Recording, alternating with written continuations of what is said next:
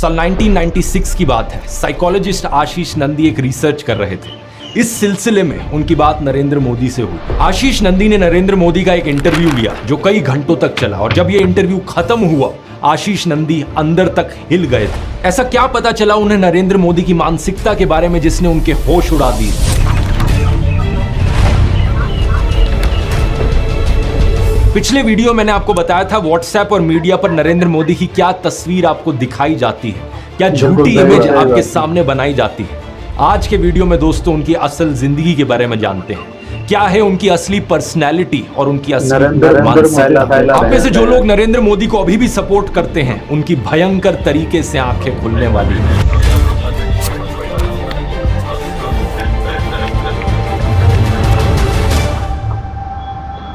Video शुरू करने से पहले दोस्तों मैं आप लोगों का धन्यवाद करना चाहता हूं। वो वडनगर की आरएसएस शाखा में बाल स्वयं सेवक बने। उनके स्कूल के सहपाठी सुधीर जोशी ने बताया कि शाम को स्कूल के बाद वो घर पर किताबें रखते और सीधा शाखा चले जाते। इसके बाद 1972 में 22 साल की उम्र में नरेंद्र मोदी आरएसएस के प्रचारक बने और 15 साल बाद 1987 में उन्हें बीजेपी में लाया गया। उन्हें एक कमाल के ऑर्गेनाइजर के रूप में देखा जाता था। जैसे कि एनडी मरीनो उनके द्वारा लिखी गई नरेंद्र मोदी की पॉलिटिकल बायोग्राफी में बताते हैं कि 1990 में राम रथ यात्रा हुई तो नरेंद्र मोदी गुजरात बीजेपी में शामिल थे और उन्होंने इस यात्रा के गुजरात वाले हिस्से के आयोजन में अपनी भूमिका निभाई। 1995 में उन्हें बीजेपी का नेशनल सेक्रेटरी अपॉइंट किया गया। जब चुनाव होता है तो लोग वोट देते हैं सरकार चुनने के लिए, या तो वोट लोग देते हैं सरकार को हटाने के लिए, पर लोगों के मन में एक नई धारा शुरू हुई है, वो है वोट टू पनिश। 2001 में इन्हें गुजरात का चीफ मिनिस्टर अपॉइंट किया जाता है। 2002 में दंगे होते हैं। इन्हें लेकर नरेंद्र मोदी पर कई इल्जाम लगते हैं। अब इस पर अपना अलग से एक डिटेल्ड वीडियो हो सकता है, लेकिन कुल मिलाकर बात यह होती है कि इन्हें क्लीन चिट भी मिल जाती है। लेकिन तभी से एक कॉम्युनल नरेंद्र मोदी की ब्रांडिंग बनती है, एक कट्टर हिंदू नरेंद्र मोदी जो मुसलमानों के खिलाफ है। अब आप में से कुछ लोग होंगे जो इस ब्रांडिंग पर यकीन करते हैं, जो मानते हैं कि नरेंद्र मोदी इसी तरीके के कॉम्युनल इंसान है। लेकिन आप में से दूसरी तरफ कुछ लोग होंगे जो नरेंद्र मोदी को एक सेक्युलर आदमी मानते हैं कि नहीं, नरेंद्र मोदी तो सबका साथ सबका विकास में विश्वास रखते हैं। इससे फर्क नहीं पड़ता कि आप दोनों में से कौन सी कैटेगरी में हो, दोनों ही कैटेगरी के लोगों की यहाँ आंखें खुलने वाली हैं आगे की बातें सुनकर। क्योंकि देखो, वैसे तो नरेंद्र मोदी मटन और मछली पर बहुत शोर मचाते हैं अपने भाषणों में। सावन के महीने में मटन बनाने का मौज ले रहे हैं, लेकिन दूसरी तरफ हलाल बीफ एक्सपोर्टिंग कंपनी से चंदा लेते हैं इलेक्टोरल बॉन्ड्स के जरिए। जो असली गंगा पुत्र थे स्वामी सानंद, गंगा को अविरल और निर्मल बनाने के लिए उनकी 4 डिमांड थी। प्रधानमंत्री मोदी को 3 चिट्ठी लिखी उन्होंने। आरटीआई से पता चला कि पीएमओ तक वो चिट्ठी पहुंच गई थी, लेकिन कोई जवाब नहीं आया। जब 111 दिन तक अनशन पे बैठने के बाद उनकी मृत्यु हुई, तब जाकर प्रधानमंत्री मोदी का मुंह खुला और वो भी ट्विटर के जरिए उन्होंने श्रद्धांजलि दी उन्हें। एक हिंदू होकर कभी उनके मन में ख्याल नहीं आया कि किसी संत की मृत्यु होने का उन पर पाप लग सकता है। और वो तो हम क्या ही बात करें जो किसान आत्महत्या से मरते रहे हैं, उनमें क्या हिंदू नहीं है? उन हिंदुओं के लिए क्या किया? प्रज्वल रेवन्ना की उन वीडियोस में 2900 से ज्यादा महिलाओं का यौन शोषण देखने को मिला।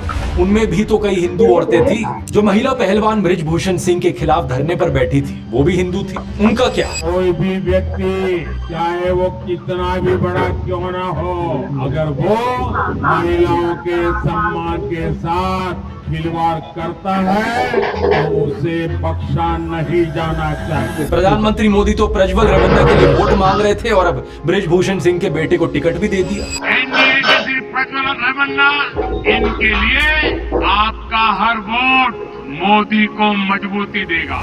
अब कुछ हमारे देश में ब्रेन वॉश लोगों का एक सेक्शन है जिन्हें इन चीजों से फर्क नहीं पड़ता। उन्हें नहीं फर्क पड़ता कि उनके घर की महिलाओं को सुरक्षा मिल रही है नहीं मिल रही, उनके बच्चों को शिक्षा मिल रही है नहीं मिल रही, रोजगार है नहीं है। उन्हें बस चाहिए कि मुसलमानों की ऐसी तैसी कीजिए। और इन्हीं लोगों को मनाने के लिए नरेंद्र मोदी के हिंदू मुसलमान वाले भाषण होते हैं। कभी मोदी कहते हैं कि कपड़े देखकर दंगाइयों को पहचाना जा सकता है। ये आग लगाने वाले कौन है वो उनके कपड़ों से ही पता चल जाता है। कभी अमित शाह भाषण में मुसलमानों के खिलाफ डॉग विस्लिंग करते हैं। कहते हैं कि 2002 में उन्होंने दंगे की और नरेंद्र मोदी ने उन्हें सबक सिखाया। प्रधानमंत्री मोदी को इस सब की कोई हिचक नहीं है कि मैं प्रधानमंत्री हूँ, मेरे पद की कोई गरिमा है, इस सब से कुछ फर्क नहीं पड़ता। खुल्लम खुल्ला कम्युनल बेशर्मी के साथ वो भाषण देते हैं। ये भाषण दिया था उन्होंने राजस्थान में, जहाँ मुसलमानों के खिलाफ नफरत फैलाकर वोट मिलने थे। इसका मतलब ये संपत्ति इकट्ठी करके किसको बांटेंगे? जिनके ज्यादा बच्चे हैं उनको बांटेंगे, घुसपैठियों को बांटेंगे। लेकिन कहानी में अब ट्विस्ट देखिए, बिहार में समीकरण कुछ और थे तो वहां मोदी शांति दूत बन गए। ये बोलने लगे कि मैं देश को धर्म के नाम पर नहीं बंटने दूंगा। मैं जब तक जिंदा हूं, मैं धर्म के आधार पर इस देश को बांटने नहीं दूंगा।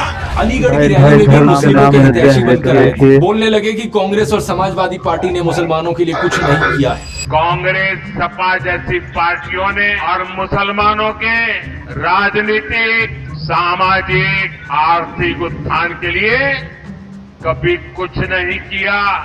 और 14 मई को तो इंटरव्यू में ये तक कह डाला कि जिस दिन मैं हिंदू मुस्लिम करूंगा उस दिन मैं सार्वजनिक जीवन में रहने के योग्य नहीं रहूंगा।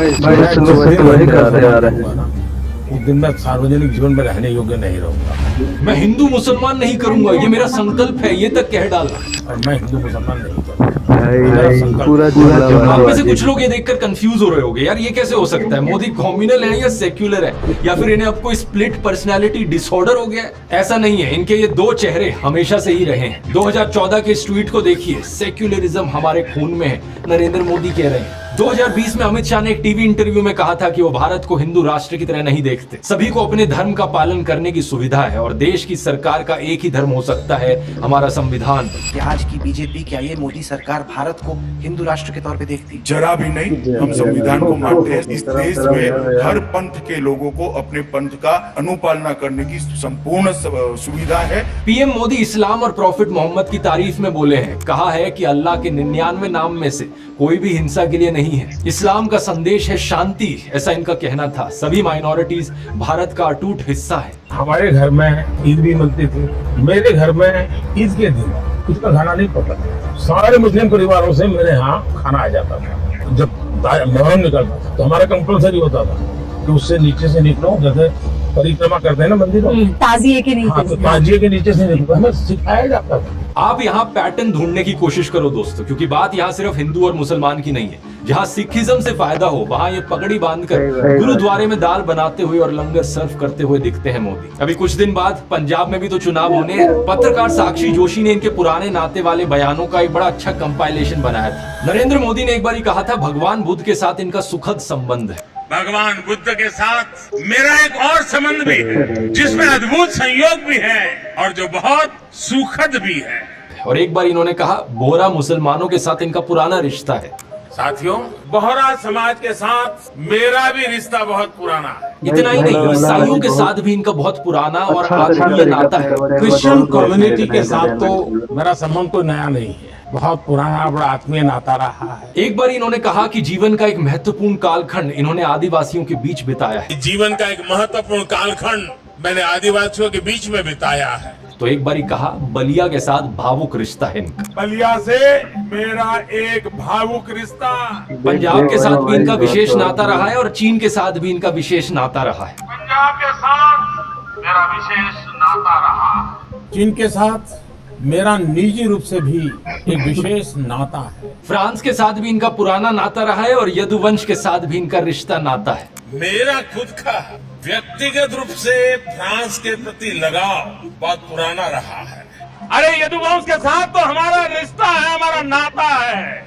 बंगाल से नाता जोड़ने के लिए इन्होंने कहा कि बचपन में ये कोलकाता की मेट्रो देखने आए थे। मैं बचपन में जब पहली बार कोलकाता आया तो एक आकर्षण था, जरा मैं मेट्रो देखूं। प्रॉब्लम बस ये है कि कोलकाता मेट्रो 1984 में शुरू हुई थी, जब ये 34 साल के थे। अब बताओ दोस्तों, 34 साल का कोई बच्चा देखा है आपने कभी? अपने भाषणों में नाता जोड़ने के लिए ये तक कहने लगे कि मैं अगला जन्म बंगाल में लूंगा। अगले जन्म में बंगाल की किस माँ के गोद से पैदा होने वाला हूँ। उड़ीसा में जाकर कहते हैं कि उड़ीसा को देश का नंबर 1 राज्य बनाएंगे और कर्नाटका में जाकर कहते हैं नहीं, हम कर्नाटका को देश का नंबर 1 राज्य बनाएंगे। उड़ीसा को वन राज्य बना सकते, कर्नाटका को पूरे देश का नंबर 1 राज्य बनाने का लिए। बात समझ रहे हो ना दोस्तों, वोट पाने के लिए जहां जो बोलना पड़े वो बोला जाता है। हर एक राज्य में एक इमोशनल कनेक्ट बनाने के लिए वहां के लोगों के साथ एक नाता निकल कर आ जाता है। पूरे देश में यही स्ट्रैटेजी चलाई जाती है। उत्तर प्रदेश में बीजेपी गौ माता के नाम पर लोगों को इमोशनल करती है। ये कहते हैं कि गौ हत्या को अगर रुकवाना है तो हमें वोट करो। केरला में जाकर इसका उल्टा कहते हैं, अगर क्वालिटी बीफ चाहिए आपको तो हमें वोट करो। जब गोवा की बात हुई तो 2015 में अमित शाह ने खुद कहा था कि इनका देश भर में बीफ बैन करने का कोई प्लान नहीं है। अब जनता के लिए अच्छे काम करना ये भी एक तरीका है सत्ता हासिल करने का, लेकिन इतनी मेहनत कौन करे? काम के नाम पर या तो लोगों को सपने दिखाए जाते हैं या फिर नौटंकियां करी जाती है। गुजरात मॉडल, अच्छे दिन, गंगा नदी की सफाई, 100 स्मार्ट सिटीज, काला धन वापस लाओ, ये कुछ ऐसे सपने थे जिनकी एक्सपायरी डेट रीच हो चुकी। डिमोनेटाइजेशन को देखो, 2016 में अमित शाह ने कहा था कि ये काले धन के खिलाफ सर्जिकल स्ट्राइक है। अगर ऐसा है तो नोटबंदी के नाम पे वोट क्यों नहीं मांगते लोगों से? 3 फार्म लॉज को याद करो, प्रधानमंत्री मोदी ने कहा था कि ये ऐतिहासिक चीज है किसानों के लिए। फिर जब मोदी सरकार ने इन्हें वापस लिया तो गोदी मीडिया वाले कह रहे थे कि ये मास्टर स्ट्रोक है इन्हें वापस लेना। तो अब वोट क्यों नहीं मांग रहे इस चीज पर? ना तो कृषि कानूनों पर वोट मांग रहे, ना इनके वापस लेने पर वोट मांग रहे। किसानों की आय दुगनी करने की बात करी थी इन्होंने, क्या हुआ उसका? 2014 से पहले नारा लगाया जाता था, ना खाऊंगा ना खाने दूंगा। और मेरा तो मंत्र है, न खाऊंगा न खाने दूंगा। कहते थे कि संसद को गंगा की तरह पवित्र कर देंगे।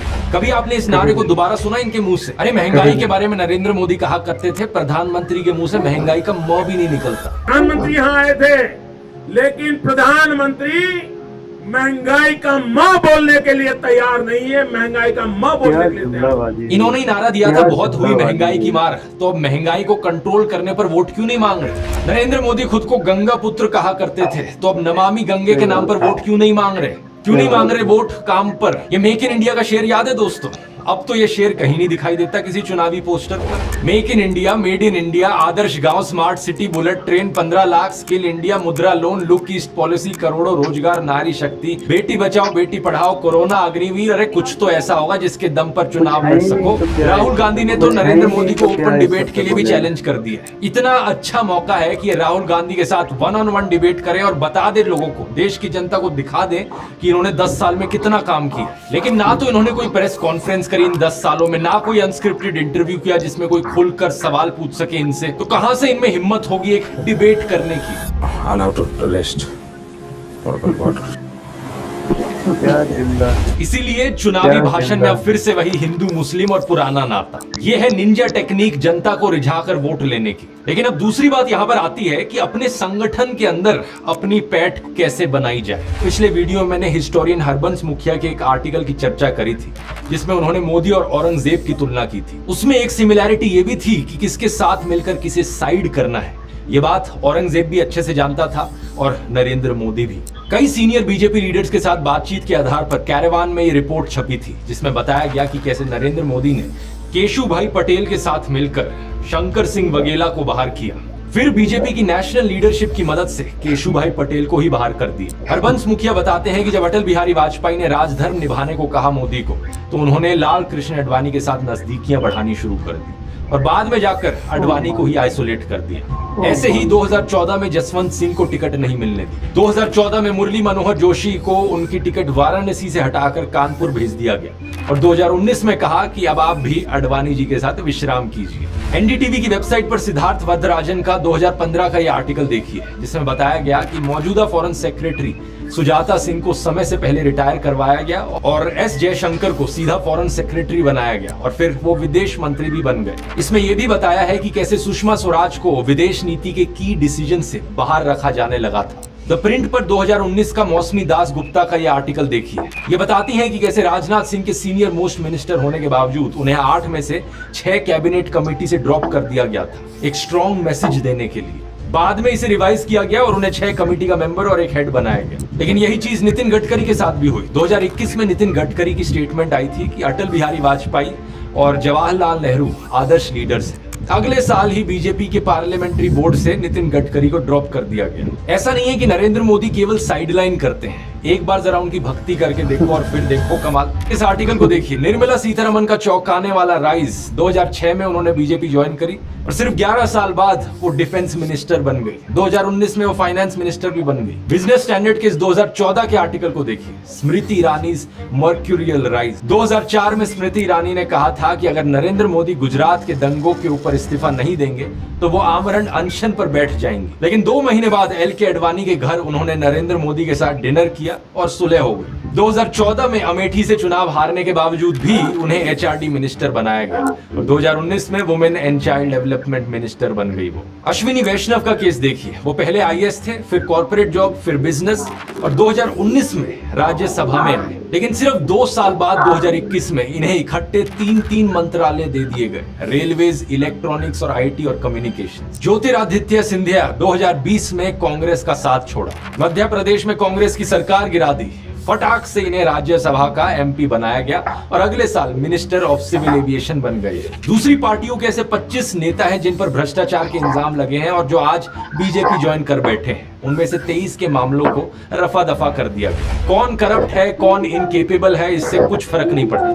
नरेंद्र मोदी का सिर्फ एक ही फंडा है, साढ़े नाल रहोगे तो ऐश करोगे। और ये तकनीक इनकी सिर्फ नेताओं तक सीमित नहीं है, ये रिवॉर्ड और पनिश का मॉडल देश में हर जगह चला रखा है। फॉर्मर सीजीआई रंजन गोगोई ने कई ऐसे केस देखे जिसमें सरकार के मेजर पॉलिटिकल स्टेक्स थे। जब ये चीफ जस्टिस थे, कई ऐसे फैसले आए सुप्रीम कोर्ट की तरफ से जो सरकार के फेवर में गए और रिटायरमेंट के केवल 4 महीने बाद इन्हें राज्यसभा की सीट दे दी गई। सीनियर एडवोकेट दुष्यंत दवे ने इसे क्विड प्रो को का एक क्लियर केस बताते हुए डिस्गस्टिंग करार दिया था। सुप्रीम कोर्ट के जज अरुण मिश्रा ने ओपनली प्रधानमंत्री मोदी की तारीफ करी है, इन्हें वर्सेटाइल जीनियस और इंटरनेशनली अक्लेम्ड विजनरी बुलाया। कुछ साल पहले रिजर्व बैंक के साथ सरकार की तकरार हुई थी। आरबीआई के गवर्नर रघुराम राजन को दूसरी टर्म नहीं दी गई, फिर उर्जित पटेल ने भी रिजाइन कर दिया। बाद में विरल आचार्य ने डिप्यूटी गवर्नर की पोस्ट से भी रिजाइन कर दिया था। इलेक्शन कमीशन को देखिए, 3 इलेक्शन कमिश्नर्स होते हैं। 2019 की इलेक्शन में एक इलेक्शन कमिश्नर अशोक लवासा ने नरेंद्र मोदी की हेट स्पीच पर क्लीन चिट देने से मना कर दिया था। कुछ ही महीनों बाद उन्हें हटा दिया गया इलेक्शन कमीशन से। इलेक्शन कमिश्नर्स अपॉइंट करने के लिए यह था कि सिलेक्शन पैनल में चीफ जस्टिस ऑफ इंडिया होंगे, लेकिन उन्हें भी हटा दिया गया सिलेक्शन पैनल से। इलेक्शन कमिश्नर्स भी नरेंद्र मोदी ने अपनी पसंद की अपॉइंट कर रखे हैं आज। ब्यूरोक्रेसी में लैटरल एंट्री स्कीम, यानी प्राइवेट से कोई आएगा और सीधा joint secretary, director, deputy secretary जैसी हाई पोस्ट पर अपॉइंट कर दिया जाएगा। ये स्कीम लाई गई सरकार के द्वारा। स्टेटमेंट, लोकेश चंद्र ने कहा कि मोदी गांधी से भी महान है, वे तो भगवान है। रिजल्ट, उन्हें Indian council for cultural relations का हेड बना दिया गया। स्टेटमेंट, पहलाज निहालनी ने कहा हर हर मोदी, घर घर मोदी। रिजल्ट, उनके जैसे बी ग्रेड फिल्म मेकर को सीबीएफसी का चेयरमैन बना दिया। उसके बाद हमने ये भी देखा कि उनके समय कितनी प्रॉब्लम्स हुई। यूनिवर्सिटीज को भी नहीं छोड़ा गया। गजेंद्र चौहान, इन्होंने बस युधिष्ठिर का एक रोल किया था और उसके बाद सैकड़ों बी ग्रेड फिल्में करी थी। लेकिन मोदी के लिए इन्होंने कैंपेन किया तो एफटीआईआई पुणे जैसे प्रीमियर इंस्टीट्यूट का इन्हें चेयरमैन बना दी। इसके लिए आईएनबी मिनिस्ट्री ने सजेशंस की एक लिस्ट भी रखी थी जिनमें महान फिल्म मेकर्स के नाम थे। श्याम बेनेगल, विदु विनोद चोपड़ा, रजनीकांत का नाम था, अमिताभ बच्चन का नाम था। लेकिन मोदी सरकार ने अपॉइंट किसे किया? गजेंद्र चौहान को। केवल और केवल मोदी की चाटुकारिता के लिए 139 दिन तक एफटीआईआई के छात्रों ने इसके खिलाफ स्ट्राइक भी करी थी। ये बात केवल नेताओं, मंत्रियों, सरकारी एजेंसियों, ऑफिसर्स और एजुकेशन इंस्टीट्यूट्स पर नहीं रुकती है। इन्हें मीडिया भी अपनी मुट्ठी में चाहिए। कोई मीडिया आउटलेट इनसे सवाल करेगा तो रेड हो जाएगी। एनडीटीवी के बिकने से पहले उस पर सीबीआई रेड हुई थी। न्यूज लॉन्ड्री पर इनकम टैक्स सर्वे हुआ, बीबीसी इंडिया पर रेड हुई, द वायर पर रेड हुई। और दूसरी तरफ मोदी मीडिया है जो इनकी तारीफ करेगा, अपने चैनल पर रोज मोदी मोदी मोदी का गाना गाता रहेगा, उन्हें सरकारी विज्ञापन मिलेंगे, उनके साथ मोदी जाकर इंटरव्यू करेंगे। एनडीटीवी इतने सालों से एक बड़ा न्यूज चैनल रहा था, लेकिन आज तक नरेंद्र मोदी की हिम्मत नहीं हुई थी एनडीटीवी को इंटरव्यू देने की। लेकिन अब जब अडानी ने एनडीटीवी को खरीद लिया है, अब एनडीटीवी को इंटरव्यू दे रहे हैं। कंपनियों का भी यही हाल है देश में दोस्तों। कोई कंपनी चंदा देगी तो उसे धंधा मिल जाएगा, चाहे नकली दवाइयां पास करानी हो। एक बार पुल गिरने के बावजूद भी दोबारा कॉन्ट्रैक्ट मिल जाएगा। इनकम टैक्स की रेड से मिले हुए नोटिस वापस हो जाएंगे। अडानी तो पुराने साथी है, उन्हें एयरपोर्ट से लेकर कोयला सब मिला। हिटलर के लिए अपने समय में लेनी राइफेनस्टाल जैसे प्रोपेगेंडा फिल्म मेकर थे। आज विवेक अग्निहोत्री और सुदीप्तो सेन जैसे गोदी फिल्म मेकर हैं जो दुनिया भर का झूठा प्रोपेगेंडा बनाते हैं और बदले में नरेंद्र मोदी इनकी फ्री पब्लिसिटी करते हैं, नेशनल अवार्ड तक दे देते हैं। देश की हर ऑर्गेनाइजेशन, संस्था, विभाग में यही कीचड़ फैला रखा है। बीसीसीआई को देख लो, बीसीसीआई का हेड किसे बना रखा है? अमित शाह के बेटे जय शाह को। बताओ जरा क्या क्वालिफिकेशन है जय शाह की? क्रिकेट खेलना आता है उन्हें? माइक पर इंग्लिश बोलनी आती है? I am glad that MS has accepted BCCI's request and he will join Team India for upcoming